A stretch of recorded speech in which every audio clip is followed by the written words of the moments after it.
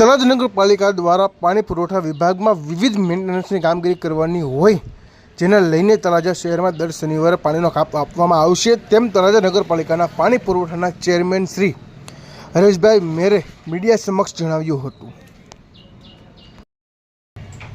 જી, આપનો પરિચય.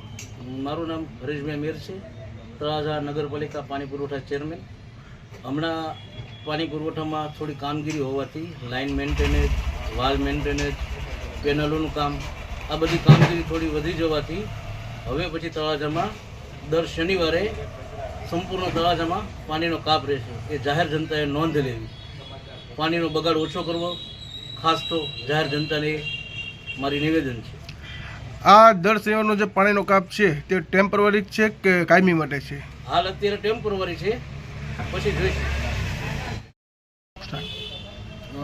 આ ઉપરાંત નગરજનોને ખાસ એ જણાવવાનું કે જે વિસ્તારમાં વધારે પૂરતું પાણી ઢોળાતું હશે ત્યાં અમારી નગરપાલિકાની કર્મચારીઓની ટીમ પણ વિસ્તારમાં નીકળવાની છે. એટલે લોકોને નમ્ર વિનંતી છે, પાણીનો બગાડ ન કરે. જરૂર જણાય તો લોકોના કનેક્શન પણ કાપવામાં આવશે, એ જાહેર જનતાએ ખાસ નોંધ લેવી.